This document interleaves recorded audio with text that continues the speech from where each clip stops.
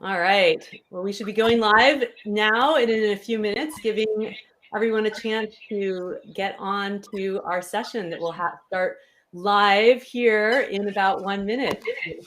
Mike Denison, I'm really looking forward to having a conversation with everyone who will be joining us. So here we go. I still hear the beep. Oh, I don't want to end the stream. I want to end the graphics.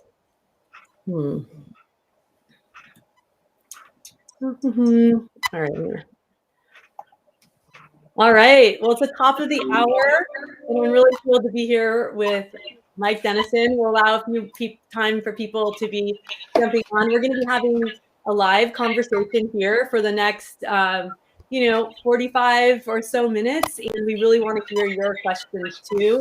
It's going to be a great opportunity to my time zone here in California. It's lunchtime, so a little lunch and learn, or an evening and learn as well. In the UK. So welcome everyone, and hope you're able to get on. Please add your questions in as we're going throughout this session, and it's just going to be a conversation that evolves. So welcome, I'm Katie Anderson. I am a leadership and learning coach based in California. I work with organizations of all sizes and leaders of all levels to really accelerate their leadership capabilities and coaching. And I had the pleasure of meeting Mike Denison last year upon the release of my book, Learning to Lead, Leading to Learn, Lessons from Toyota Leader Isao Yoshino on a Lifetime of Continuous Learning. And I am really looking forward to talking with Mike further. Just a little end on full, Mike. What you just put was in our private chat, so people will see that in the main chat. So if you go to the chat, in the upper right. Oh, hey, Mike Jacobs from Bournemouth. Great, yes. Great to be here. Good job here too. Okay, so if you go into the chat, so this is a bit of an experiment for both Mike and me of doing a live stream. So we may have a few learning while doing things. Great, Don, good to see you here as well. We're really excited to have you all joining us here. Please put in where you're from or where you're joining us from. That would be great to see that. I know Facebook is down right now, but it's great we have the LinkedIn platform and YouTube as well. Hi from North Carolina, Claire. So great. Well, as you keep coming in, please put in where you're from and any questions you have. Again, this is a conversation that Mike and I wanted to kickstart, but we really welcome your comments and feedback as well. So I'm going to zoom into our faces here for you all to see. Again, Mike, I'm Katie Anderson. I'm based here in California, and why don't you take a moment to introduce yourself as well? Hi, Katie. Great to be sharing time with you again. For those people who don't know me, my name's Mike Denison. I'm a leadership and management coach. I've been doing that for the last 25 years since I left Toyota in 1997, which seems like a hell of a long time ago. But sometimes it feels like yesterday because of all the adventures that I've had on that time. Yes, so I'm a leadership and management coach. I worked with Toyota for a number of years. I was one of the first recruited leaders in Toyota in 1991, I think it was, when I was in charge of their machine shop. And I participated in a number of different things, as well as going to Japan, sharing some experiences similar to yourself, probably. And I was also part of what Toyota call their member development program, where we had to design learning and development program experiences for all of the members in both Denison and the D-side plant in the UK. So looking forward to sharing some time and some thoughts and experiences. Yeah, great. Well, and I was hearing a beep earlier when Mike and I were on prepping for this, and I have no idea. I hear that it's still going on as well, so I apologize. It seems to be gone now.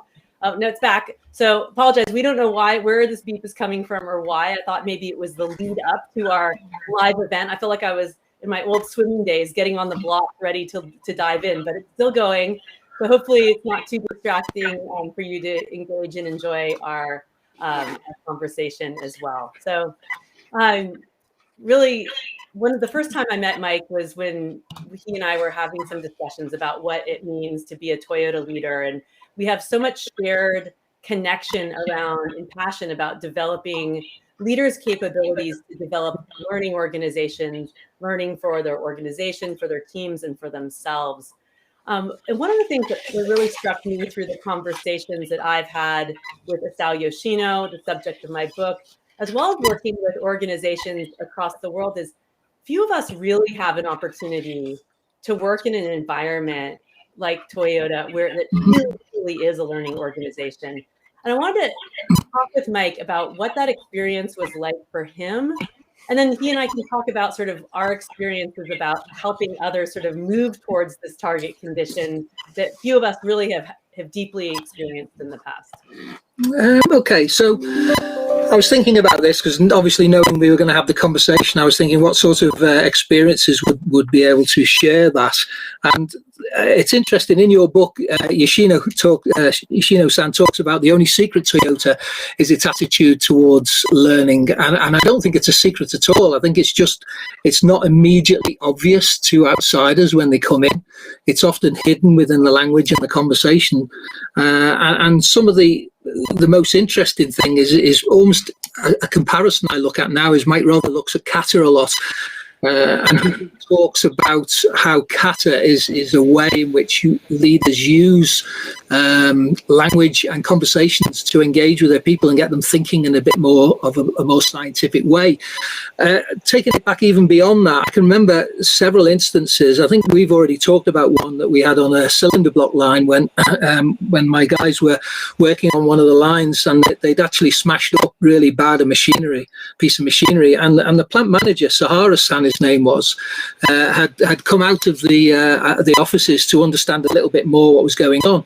And I was quite concerned and a little bit bothered about this because obviously it was very early and new in my career as a leader in Toyota. And when we were talking about it, the first thing he said is, Mike-san, please just let me know what's happening. We will learn about this together. I don't really know what's going on. You know what happened. Let's talk about it. And he was very, very, I wouldn't say gentle, but he was very reassuring that this was about learning, and whatever had happened. So how do we learn from it? And I heard him use that conversation many times about, let us learn about this together. So that was a real emphasis around that I understood about learning. And I can even relate that later on. A number of years later, we had quite a few instances on other lines where something had happened. And you could almost replicate the way that the Japanese coordinators, or call them senseis if you want, the way that they talked with us and they talked with the members. And they would often say, well, what did the standard say? And the member would get the standard and he'd bring it out and he'd say, well, let's have a look at this. Let's learn about what the difference in the standard is.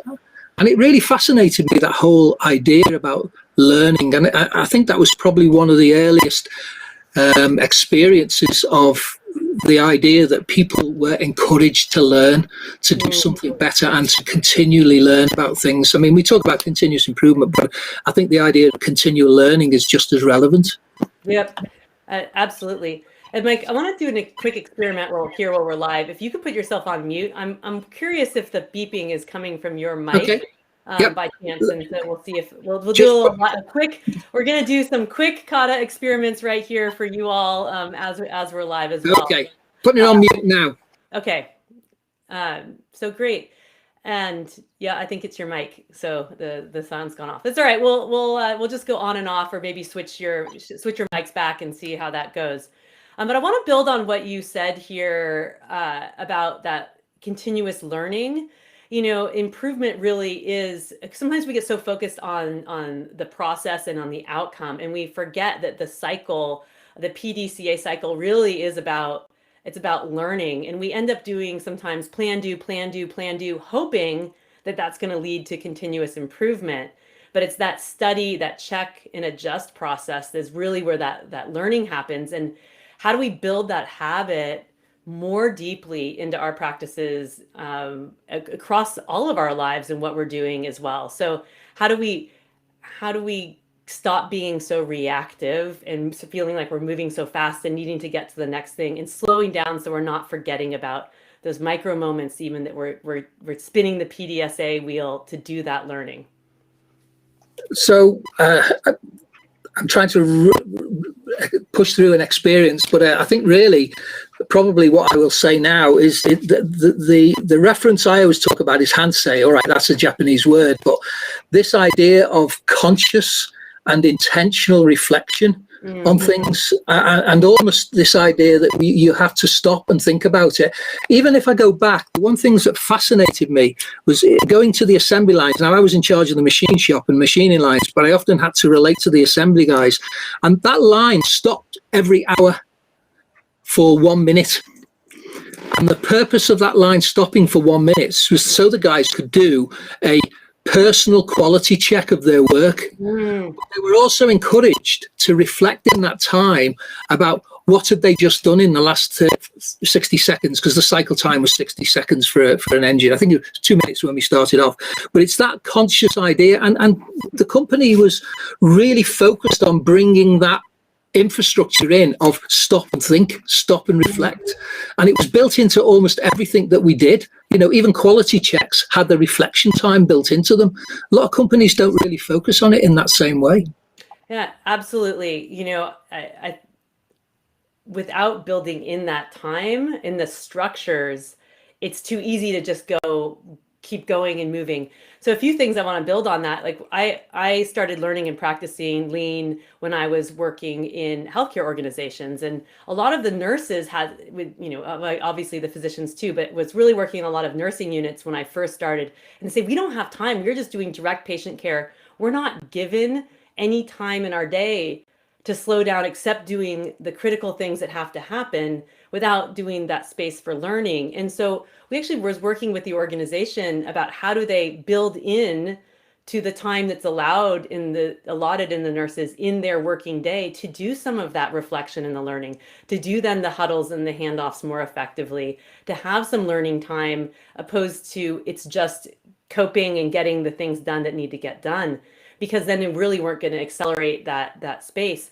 And I think that gets back to what I consider the leading to learn framework of a leader's role is not just to set the direction of where do we need to go and what does better look like, but provide support. And that's both coaching and asking questions, but also creating the systems and structures in an organization that allows for learning to happen, making sure that we have set times where we're going to reflect, and not just reflect on the outcomes, but reflect on the process that led to that, and to really start deeply learning. And then how do we improve ourselves, develop ourselves to be able to be more effective at that? But without those systems and structures in place, it can be too easy to just do things how they always have happened.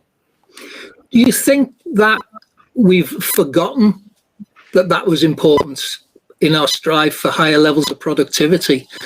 Because I'm thinking back 30 years, 40 years. I'm in my mid 60s at the moment, so I can think back to that. And I had a few adventures in hospital in my earlier years, and I think back that going back 30 or 40 years, the nurses had time to care.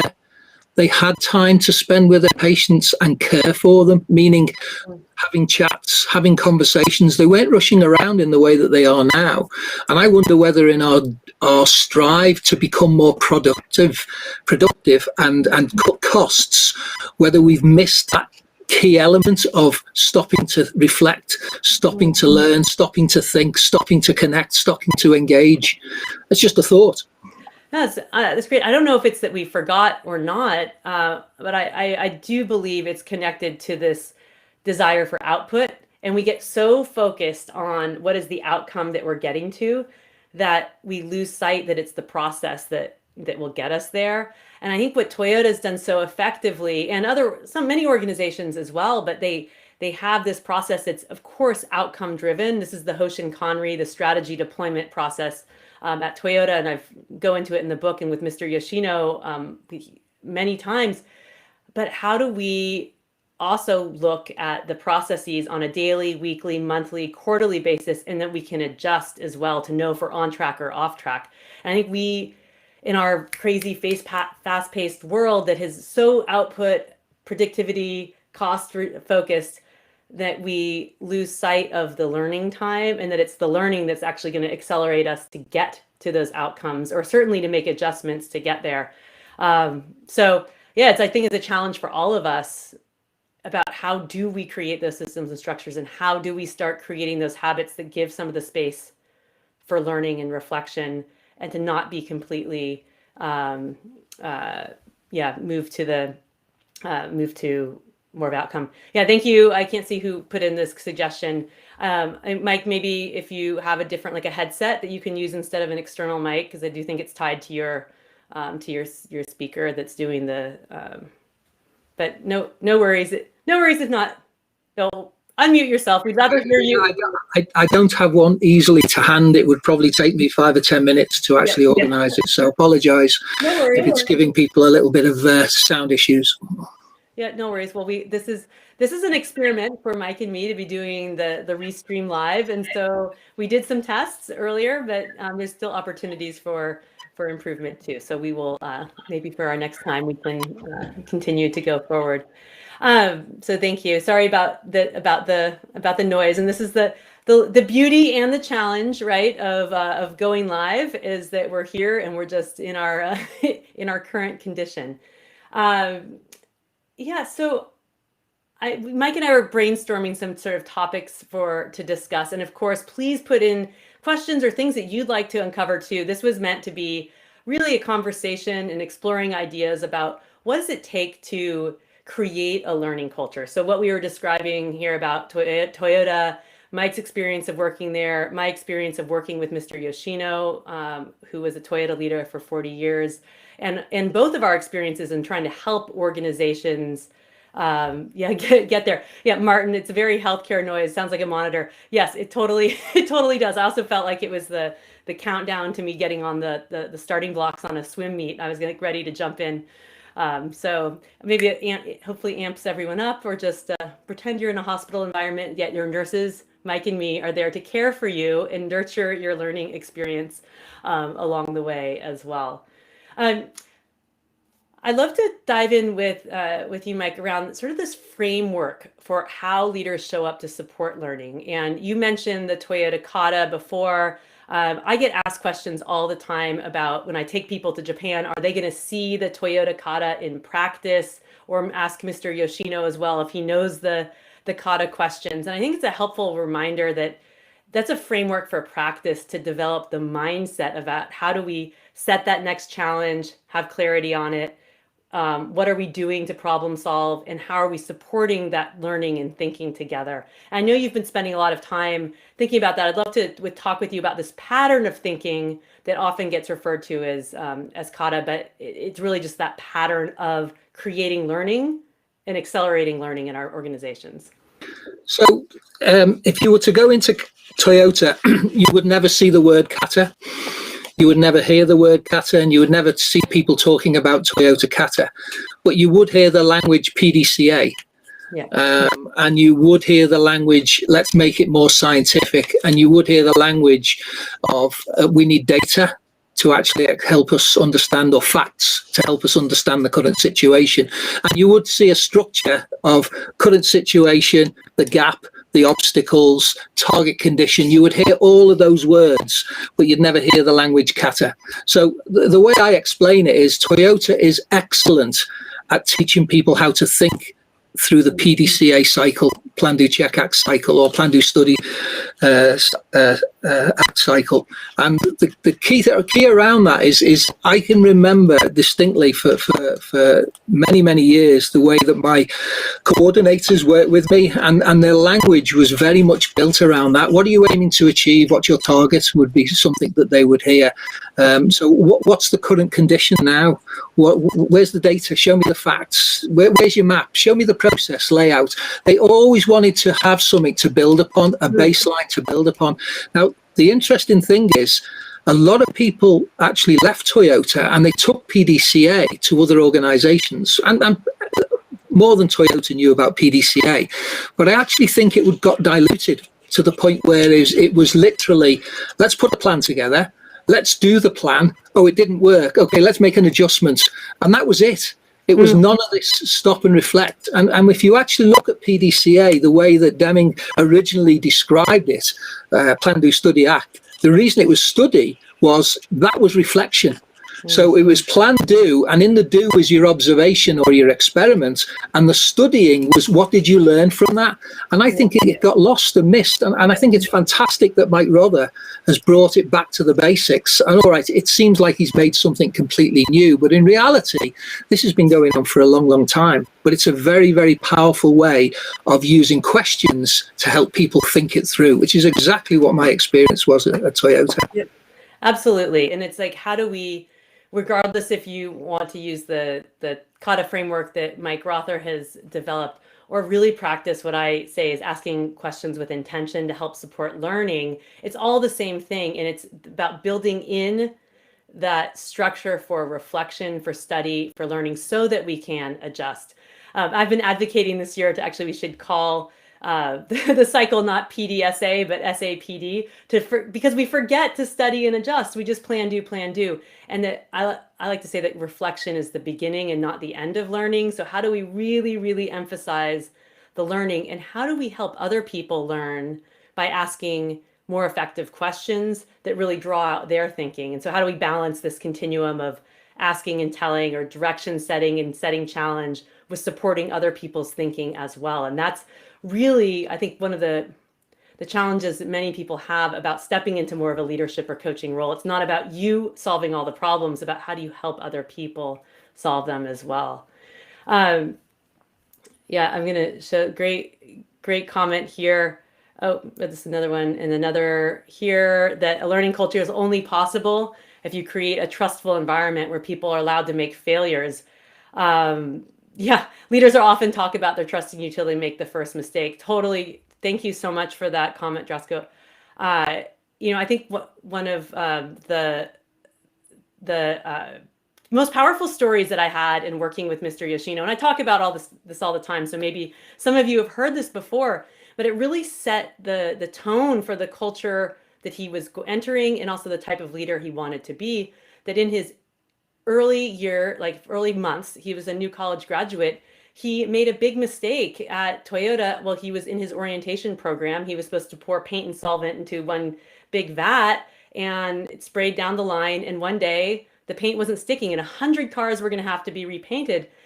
Not only was he not blamed for making that mistake or having that first failure, but his managers thanked him for making the mistake, because it showed that they hadn't set up the environment for him to be successful. And he was laughing at remembering this experience from 40 years before. And I continue to be amazed and think about how unlikely that same thing might happen in any organization I've worked in as a first reaction. And so I challenge all of us to think, how can we hold back that blame and think of the process, and how do we support it as a learning moment, rather than immediately jumping to that blame? Because that gets back to that we're only safe for having a learning culture if people feel that it's safe to make a mistake. They're not going to be yelled at or blamed. Of course, we don't want catastrophic failures that are going to, especially in healthcare or other environments, that are going to hurt people or cause harm. So we want to really prevent that. But how do we it's more okay to have other mistakes and failures as well? So just building upon that, Katie, the question or the comment that people have made is how do you create trust? Or you need to have a trusting environment in order for people to feel that they can open up. And if you actually look at the infrastructure of a company like Toyota, there's so many things which are designed to create well, I'm not going to say comfortable environment, because it's actually not a comfortable environment, but to create an environment where people feel they can be trusted and that they can trust others. For instance, the standardized work is designed around, I want you to tell me what the best way of doing your job. So you're actually giving people some autonomy in designing how they do their work. Now, it's not total autonomy, because it needs to be built into a structure that is designed around what's the best method for doing this. But then the and-on itself, the concept of an and-on, it's call for help. It's saying that if you call for help, leaders will come and understand what it is that you're struggling with. And there is not just a physical and-on where people would pull a cord. There was an invisible and-on, which basically means I'm struggling here. I don't know how to deal with this situation. And it was encouraged to call for help. That was a big part of it. I mean, there's several different things that you could break it down. But for people who are perhaps listening in or watching, when you look at what Toyota's doing, try and look beyond the surface and try and look when you read the books from the likes of Mike Rother or Jeff Leica and the Toyota Way, try and have yes, and yours as well. But try and have a look into and try and understand how is that method or how is that question or how is that process that they've introduced, how is that about building trust? Because a large proportion of it is that's exactly what they are trying to design, an environment where people feel safe to carry out, I'm going to say experiments, but carry out activities where they are encouraged to succeed. That's not like a lot of organizations. So, the leader, as far as I'm concerned, is responsible for creating the environment for the members to succeed in. And you've got to have infrastructure to do that. Absolutely. And that gets back to what I learned first it was inspired by Mr. Yoshino's comment about what it meant to be a manager, about setting a challenge in a direction.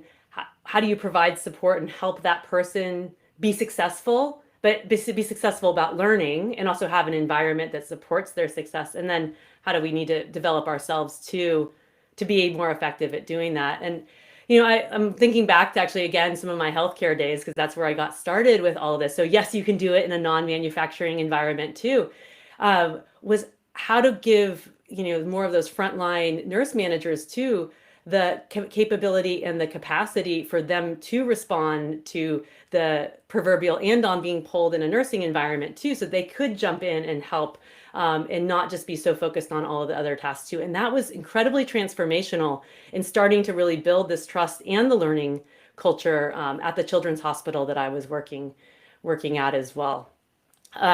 So yeah, some definite things there too. I want to transition a bit to, sorry, Mike, do you want to make a comment? Well, it was just really one of the elements. I mean, listening to what you're talking about, the nursing, the actual ratio of leader to member is not too dissimilar from the original ratio of matron to nurses, which is a 6 or a 7 to 1 ratio, which changed over the years, and now it's become somewhere in the region of 20 to 1. They can't respond to the nurses' needs, so therefore they're not going to feel connected in the same way. Yeah, and it's not even possible. I mean, so yes, so we have to look also at those structures that inhibit our ability to create a learning organization. What are some of those things too? I like to talk about, and we explore this in the book and in the program that I'm running soon, that we need to set targets that are about what's needed, not necessarily what's achievable. I've been in too many meetings where leaders want to set more targets that they know they probably can achieve this year because there's compensation tied to it. So it's not actually pushing us into what is truly needed for our customers or our patients or whomever our end user is. And so how do we not inadvertently disincentivize creating learning organizations, both to have a challenge to move forward to, and then our capability to actually provide support? And then how do we create the capability and confidence within leaders too, to show up to be most successful in providing that support? And I think there's a lot of, I talk about a lot, and I've experienced this as a growing leader and growing coach too, about we're rewarded for having the right answer, for being the expert through being in our schooling, and as we step into independent contributor roles, that when we then step into either a true sort of role called coach or a management role, we have a new responsibility, which is developing other people. And we need to be more effective at asking some better questions that help other people think. How do we teach the process of learning? And how do we get better at getting out of our habit of telling all the time and know when it's most effective and needed in that situation? What's been your experience, Mike? I didn't appreciate it when I was at Toyota. My experience there was I was just being supported by my leaders and my coordinators. When I left Toyota, I started to apply more of a questioning style rather than a telling style. And then after a couple of years, I recognized that actually I needed to develop that further. So I went away and studied coaching, I studied mentoring, I studied psychology, a bit emotional intelligence, in order for me to develop that capability to not feel I had to have the answer all the time. Because actually when people buy you in as a consultant, very often they are looking for you to have the answer. But the reality is that if I give the answer out, they're just going to depend on me anyway. So, I changed that. And so really my experience is that I think it's very important for leaders. In fact, I think in the modern age, this age of putting more accountability at the lowest level of the organization, leaders have to learn the skill of leading with questions. They have to learn the skill of listening more with intention.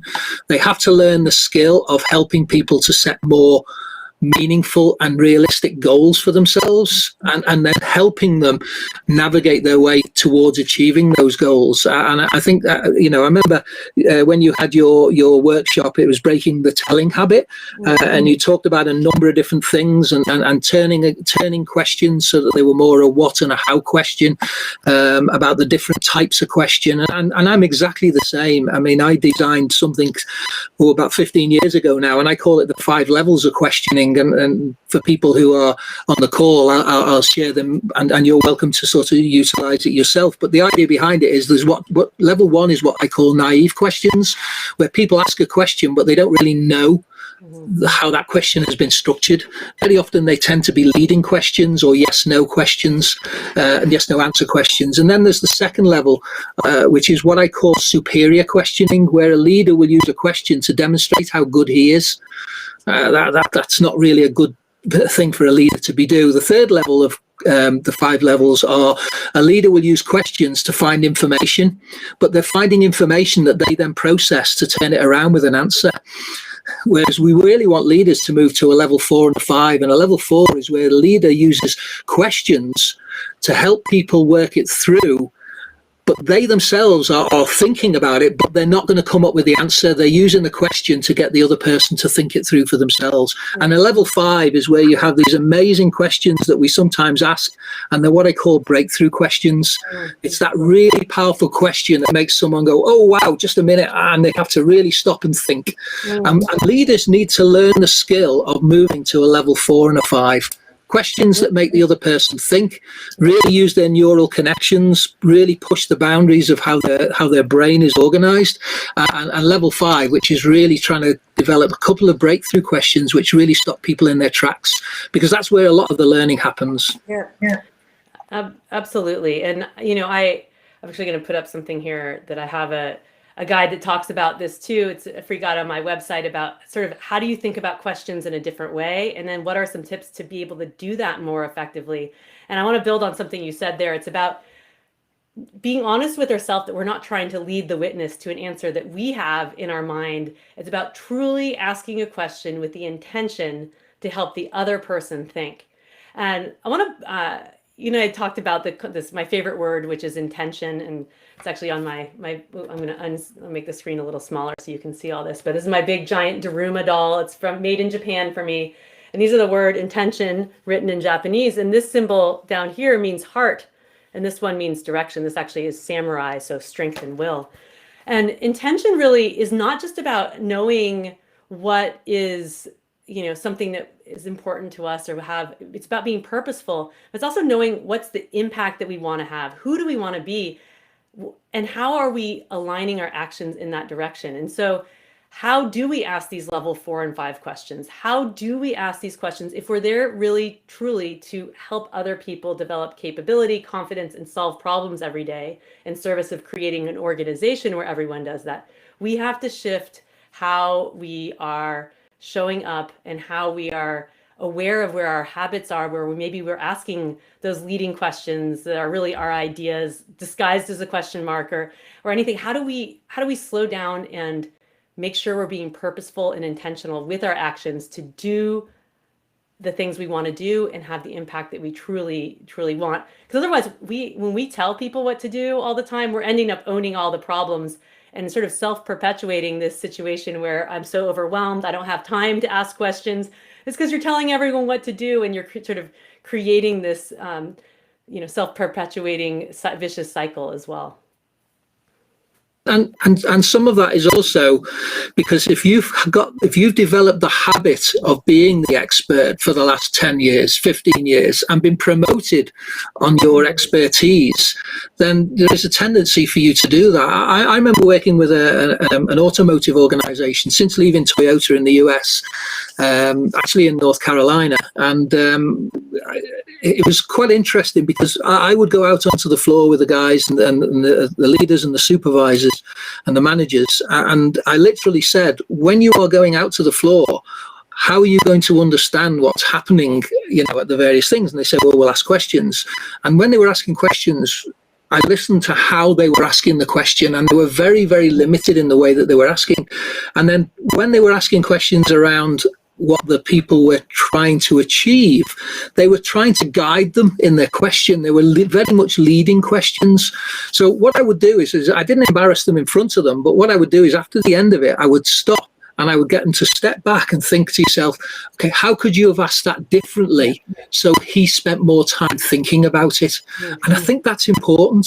But sometimes we need somebody to actually help us through that. And that's why I think a coach for a leader is really important as they're going through that transition of knowing and having the answers and being the expert towards letting go a little bit and knowing that the people actually probably have some good ideas, probably as good as theirs, if not better. Yep, for sure. And there's a practice that I learned many years ago, and I still use and teach to others, which is if you're coaching somebody to learn how to be a more effective leader or coach, and you're observing them, and then we're that second coach role. So you're not coaching for problem solving, you're coaching for how to help someone else learn problem solving, is to write down verbatim what that person says and give it as evidence of practice. And I would do this with physician leaders and others in healthcare organizations. That's where I got started with it. And it was really helpful for then when we had the reflection question or time together after a session, they could say, oh, wow, I had a lot of yes and no questions in there, huh? And that helped accelerate their practice, because I think we often perceive, because we have the intention, the desire to be asking those open questions, and we don't realize that our habits are not aligned in that. I want to put up another question here from Martin, because I think this ties into what we're talking about here, about how do we help the transition for our people into receiving and getting used to the most out of a new style of leadership. So moving less command and control and maybe more open question and counsel. And I have some guidance on that. I'd love your thoughts too, Mike. But one thing that, but you can go first, and then I'll share my experience. So I think that's a fantastic question. It's a great question, Martin. And I don't think it's an easy one to answer, because there are probably a number of different ways in which you can do that. One of the ways in which I have done it personally is get them to actually get advice from the people they're asking questions of as to whether or not they feel engaged, or whether or not they feel that they are helping them work something out, and then talk with the people outside of that environment so that they feel that you are supporting them to develop a better questioning method. I also think it's important that people develop initially perhaps a set of a few questions which they can practice over and over again, that are relatively open. This is why Kata works, actually, but are relatively open but sufficiently easy to remember so that they can get used to practicing those questions and then seeing what happens and then having conversations afterwards. And they suddenly realize actually that the people, they don't need to command and control anymore. They don't need to have the answer, because the people actually are far capable of developing thoughts and ideas that will fit the needs to move things on. Yep. I'll totally build on that. That's, one of people I think maybe are in that habit of expecting you to have the answers. And so label what you're doing even can help make that transition. Like, I really want to hear what you're thinking. I'm going to be practicing asking some more questions to help, because I really want to help you do the thinking, and I'm trying to not be giving all of the answers. And even just being transparent that you're a learner too can really help create a more even playing field. And you'd be surprised though, even with starting to ask a few questions and creating that space for learning a little bit, people quickly get into that because most people want to feel like they're heard and they're engaged as well. But describing what you're doing and the reason behind it can be really helpful too. There's also a nurse executive that I worked with who, one way that she helped manage her expertise, but also starting to ask more questions, because of course she had decades of experience, had seen many of the same situations. She would go and say, I have years of experience in this from my, in the past, but I don't know the truth of what's happening here. What's happening currently? What should be happening here? How are you starting to think about that? Those same kata questions that are there too. What next step are you going to take? How can I help you? Those very simple questions, and acknowledging her expertise, but also giving space for that person to share what's happening there as well. And then this is another great question here, Daniel. How do you think we should choose between coach and teach in our daily routines? And I'll take that one first, and then Mike, you can join in too. Really, how we show up is situational based on what the learner needs in that moment. So sometimes there's this, I call it the coaching or helping continuum, that what all the person needs is us to ask some of those effective questions, to give them space for thinking and to stretch their mind in those level 4 or 5 questions. But other times people are really stuck and they're more of a beginner, or they're really just uncertain about what next step to take. And in that time, it's better and more helpful for us to step into more of a directive or teaching moment. But what's important there is not to take over the thinking process, but maybe say, let me share with you a way I might approach some next steps to this. Or I know that there is some information that could help you if you talk to Sally. She has gone through a similar experience. Perhaps, some of her experience could help you here. Let's work side by side while you're learning how to do this. You don't know how to do a Pareto diagram. Wow, why don't I show you how to do that? And so it's based on where the capability of the learner is, as well as the complexity of the situation. And it's about flexing our own, how we're showing up to be most helpful in that moment. And I really think that's the art of leadership and coaching too, is not getting too stuck on that you only show up asking questions or you only show up providing challenges. It's the continuum in between and how we navigate that. I would agree totally. The key, you talked about it being a continuum. The key is not to become totally directive and not to become totally the coach, because every situation is going to be different. In some situations, a crisis situation, even if I'm encouraging them to be somewhat directive, I am still going to ask them a question around, could you have applied this in a different way, or what else, or what other thoughts do you have around that, or what have you learned from that particular situation? And when the question said, what do we do different between whether we're a coach in our daily routines, one of the key things around the daily routine is that leader's ability to be able to engage fully with their teams and with their team members. So the key point for me is, even if you feel you have to tell them, the way I would be telling them is saying, the reason I'm telling you this is because of that situation, is because you're clearly doing it. However, what I want to know from you now, and I would like to come back in 10 minutes, half an hour, is that I'd like to know what you found out as a result of doing that. So they're forced to think about the context of it. Right. So you're giving them a next step, and then you're asking a question. And so always that's where it's starting out, asking a question to find out where their thinking is at. And if you do introduce a concept or a point, come back. And that's where we're, again, getting back. It's about the attitude towards learning, and knowing that not everything is urgent and has to be answered right now. Of course, there are things we need to fix right now, all hands on deck. This is critical. But we kind of go through our day in most businesses, and actually I would say in our lives too, kind of feeling that sense of urgency that, God, we just got to get the answer now. And then we're actually just kind of throwing darts and jumping in and giving our perspective and not creating that space for learning. So how do we slow down just a little bit and then make sure we're coming back to support that learning, the follow-up, and the progress? Sometimes I will encourage somebody to say, rather than how can I help you, or this is what I would do, is where could you find out what to do? so that you're encouraging them to be independent of you. Yes. This idea that they will then go away to somebody else and ask some questions and then say, where could you find out? I'd like you to come back to me in half an hour and let me know what your thoughts are once you've gone and done that. Because again, it's this idea of lessening the dependency on you for having the answer.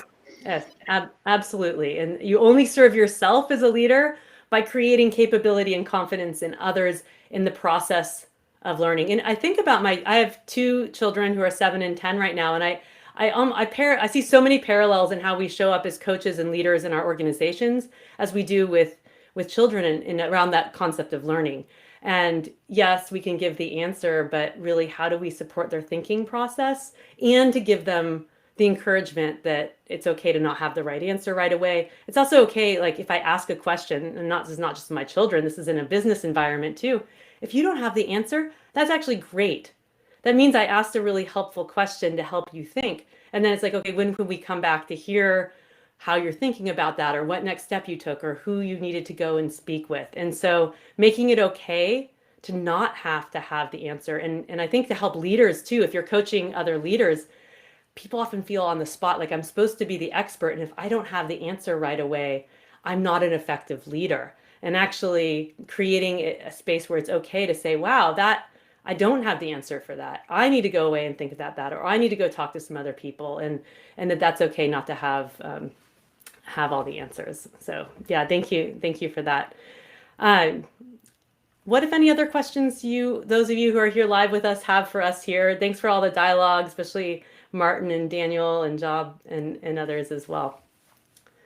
I do want to take a moment to highlight something I have going on right now, and love to talk with any questions too. But I have a really exciting program that I've helped other leaders, from COOs and presidents of their companies all the way down to independent contributors, really learn to ask more effective questions and to create this learning organization. And it's called the Leading to Learn Accelerator. It's part book study with my book, a lot of lessons learned from Mr. Yoshino, and similar things that Mike and I have been exploring here. What are tangible practices to help you become more intentional about your leadership, to ask better questions, to create a process of learning and reflection, and then to create a community together where you're learning with and from others through live coaching sessions and more. So I'm really excited to be starting the next cohort of this community starting next week. The enrollment ends on October 13th, and the first coaching session's on the 19th. So reach out to me to learn more about that. You can also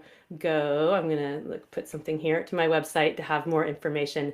It's going to be an amazing 10-week program that's part self-paced and part live with me and Mr. Yoshino as well. So dive into what it means to create a learning culture and accelerate your own practices for leadership, and take away some of the practices that Mike and I have been exploring here that you can start bringing into your practice immediately, no matter where you are in your learning journey.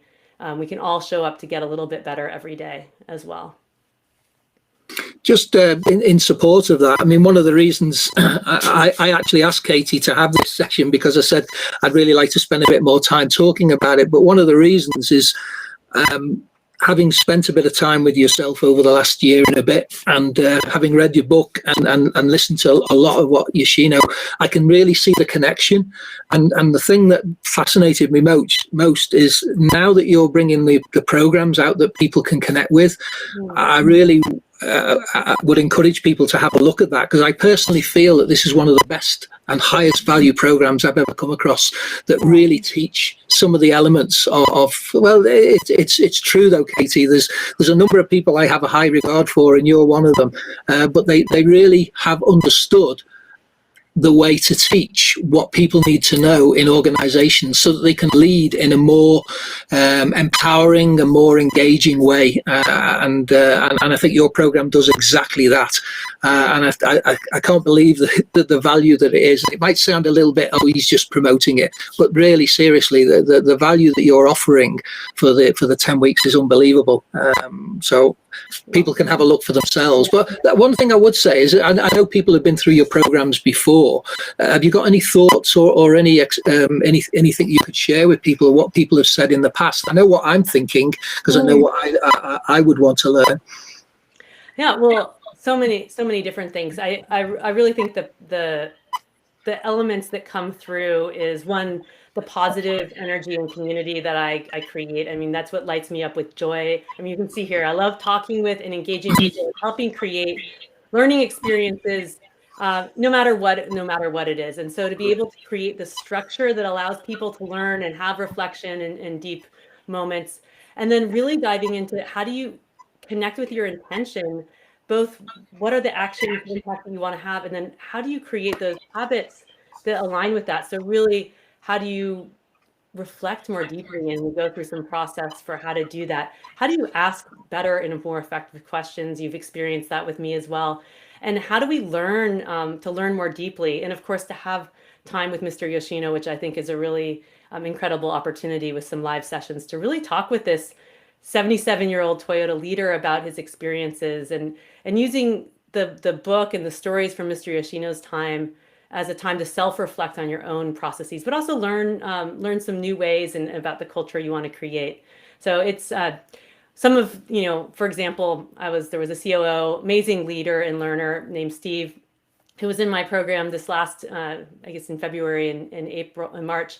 And he was saying, being more intentional and starting to practice the process of setting a daily intention and reflecting and really focusing on how he was asking questions was transforming things that he was already doing. He's a great continuous improvement leader, but really he felt like it's starting to catch fire in his organization because of the things that he was learning about that. And a lot of people also had these moments of self-discovery about a greater connection to their own sense of purpose that goes beyond the work environment. And to me, that really is uplifting too, because it's not just how do we lead with intention, but how do we live with intention and purpose, and how we show up in our lives doesn't necessarily, it's not a firm line between work and home as well. And so how are you just a better person, and how do you feel more fulfilled and calmer and capable as well? So I'm really, really excited to launch the Leading to Learn Accelerator next week, and love to talk with any of you about questions that you have and to welcome you in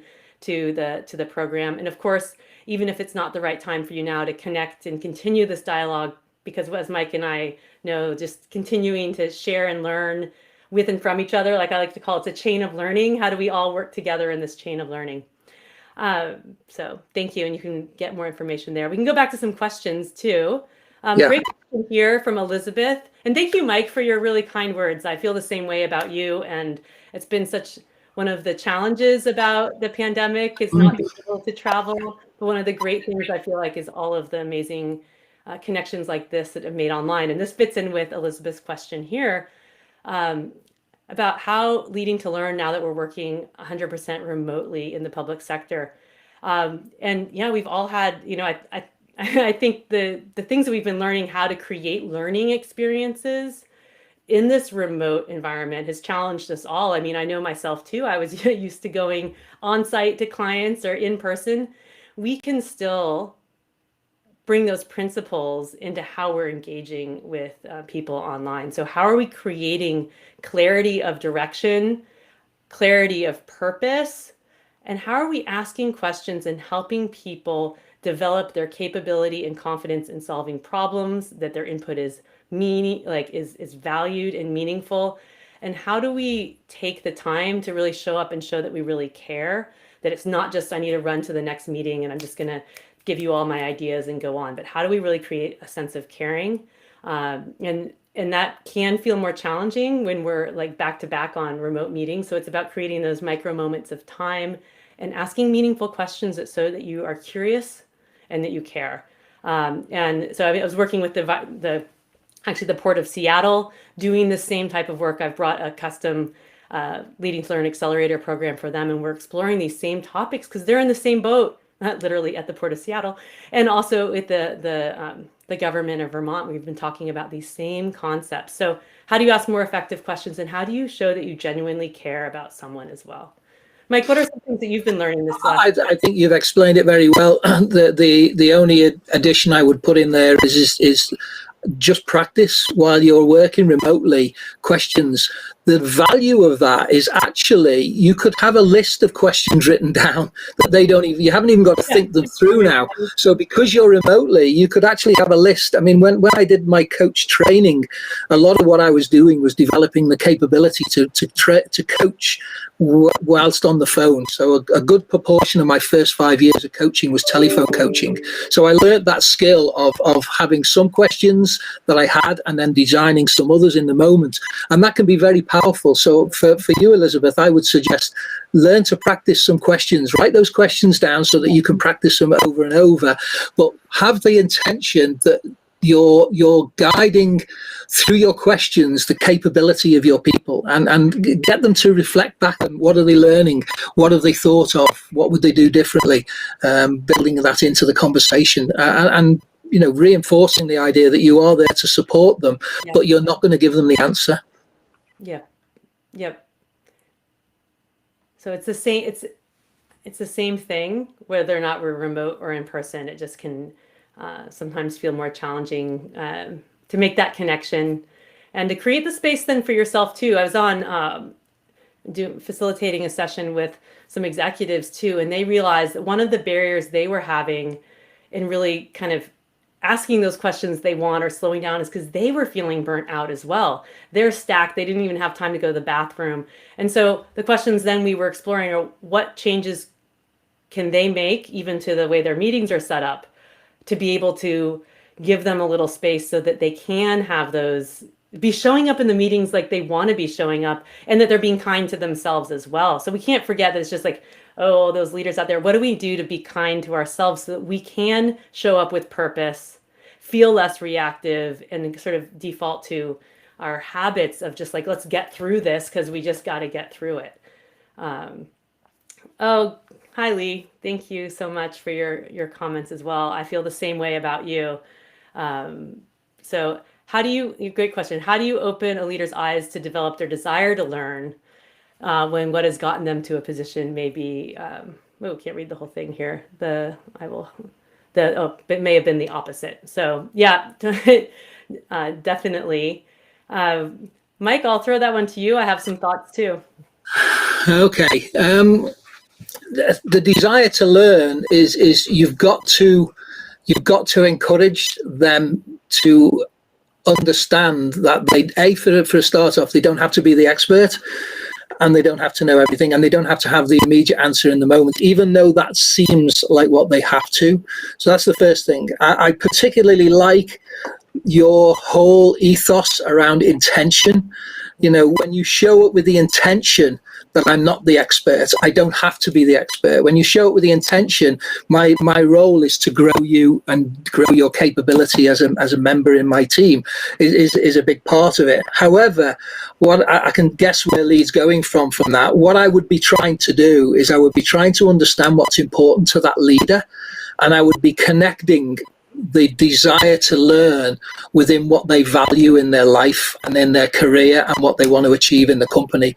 Because actually, the only reason that they have lost that desire to learn is because they perhaps have learned through the years that actually you do your learning in school, you do your learning in college, which is rubbish really. Learning happens continually throughout life. Some of it has to be intentional and some of it happens because it happens in the moment.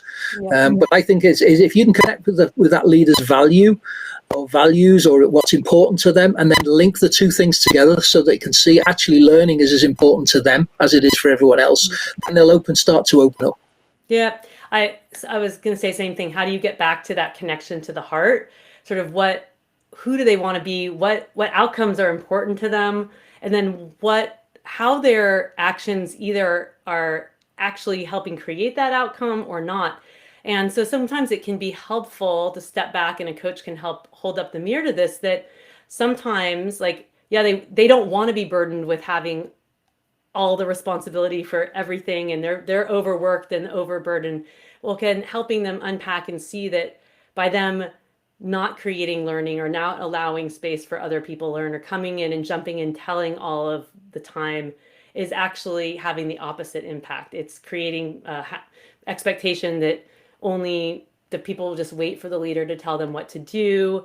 We're a place where maybe mistakes are hidden. And so helping see the connection between actions and impact, and what are the things that are having the impact they actually want, and maybe where's that disconnect. And so this is where I talk about intention again. It's like we may have the intention over here, but our actions perhaps are not there is a disconnect between the two, and sort of helping leaders see that again. Something I do too is help, and I learned this from my coaching partner, Karen Ross. How do we draw what's important to us, draw the outcomes we want? Because sometimes that can bring more of an emotional connection, and usually there's something about connecting or helping people, and so then that allows for other conversation as well.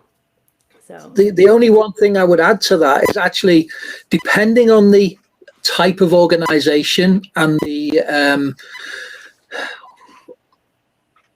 sector that you're in, will depend on the leader's view of whether or not they don't want to be overworked. Because actually, in a manufacturing environment, leaders believe that they have to be the expert, they have to have all the answers, and actually they thrive on the fact that people come to them for the answers.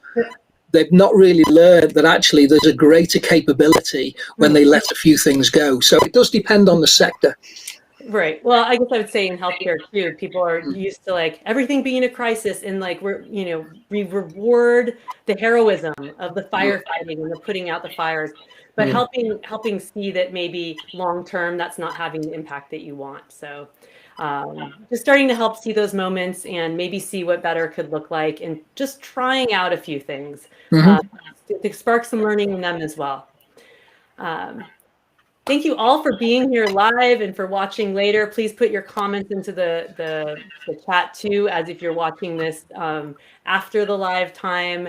If you are looking for exploring the Leading to Learn Accelerator, which starts in a week, please reach out to me. I'd love to answer any of your questions. There's more details on the page too. So that's KBJ Anderson/Accelerator. I want to thank Mike for continuing this conversation. It's so important about how we create learning across all of our organizations, all of our environments, and how do we support each other as this chain of learning together. I learned so much from Mike, from your questions, and from being able to share and think about my own experiences as well. So thank you for helping me fulfill my purpose in being able to help inspire people around the world to lead with intention. And yeah, thank you all for being here live as well. Reach out to Mike and me as well, and we love to connect. We do. Thanks, Katie, for allowing me to share some time and sharing some experiences. I hope it's been of value to people.